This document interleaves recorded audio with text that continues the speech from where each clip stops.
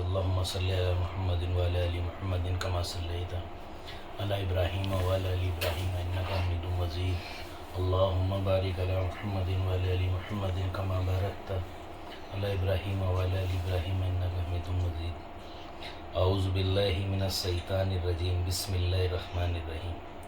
سنو بے ساتھی، دھیان سے سنو۔ آج ہم پڑھیں گے حکایت صحابہ میں سے ایمان کے اوپر، جس میں حضرت بلال حبشی رضی اللہ عنہ کا واقعہ ہے کہ انہوں نے اسلام اپنی زندگی میں لانے پر کتنی مصیبتوں کا سامنا کیا۔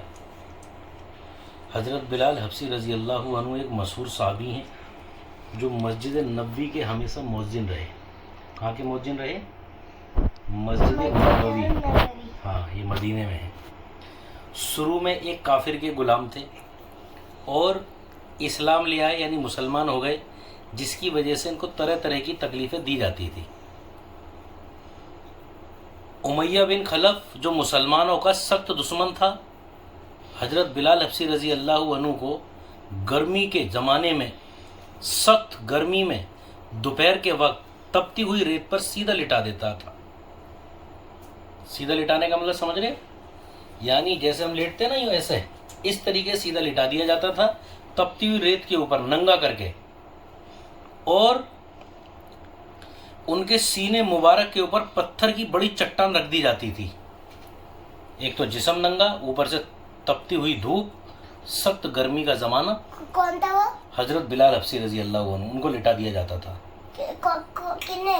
اور امیہ بن خلف جو کافر تھا، مسلمانوں کا دشمن تھا، وہ ان کے سینے مبارک کے اوپر پتھر کی بڑی چٹان رکھ دیتا تھا اور ننگا جسم کر کے ریت پر، مکے کی تپتی ہوئی ریت کے اوپر لٹا دیا جاتا تھا ان کو، اور سینے مبارک کے اوپر چٹان رکھ دی جاتی تھی تاکہ یہ حرکت نہ کر سکیں۔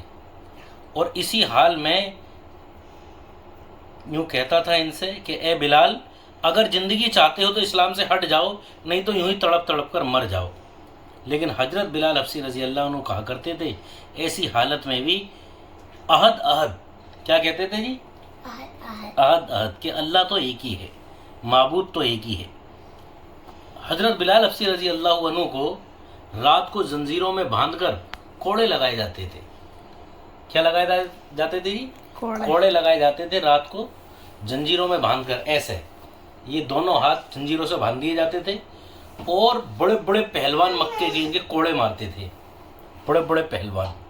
کبھی امیہ بن خلف کا نمبر آتا، کبھی ابو جہل کا نمبر آتا، تو کبھی اوروں کا، اور اتنا مارتے کہ عذاب دینے والے، تکلیف دینے والے اکتا جاتے، یعنی تھک جاتے، اور ہر تکلیف دینے والا اپنا زور ختم کر دیتا تھا۔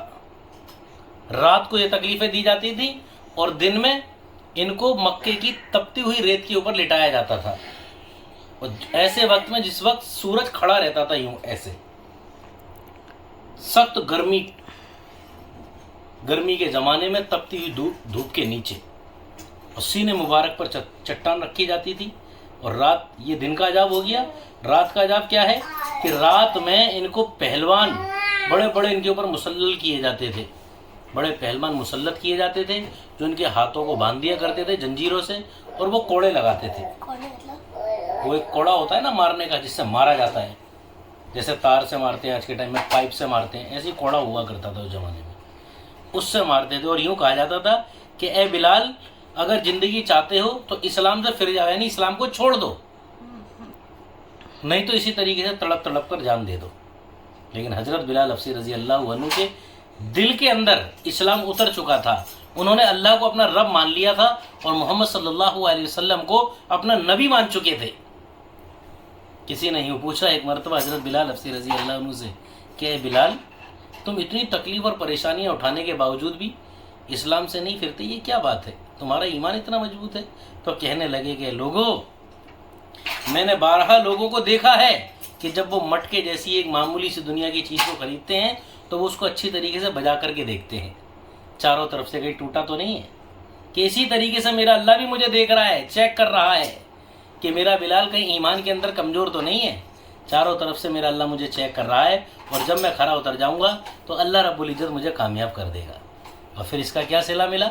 मेरे भाई दोस्तों जी साथियों, हज़रत बिलाल हबशी रज़ी अल्लाह अन्हु के बारे में किताबों के अंदर आता है कि अल्लाह के नबी सल्लल्लाहु अलैहि वसल्लम खुद कह रहे हैं कि ए बिलाल, तेरा वो कौन सा अमल है कि तू जन्नत में ही मुझसे आगे आगे चल रहा है और मैं तेरे चलने की आहट को सुन रहा हूँ।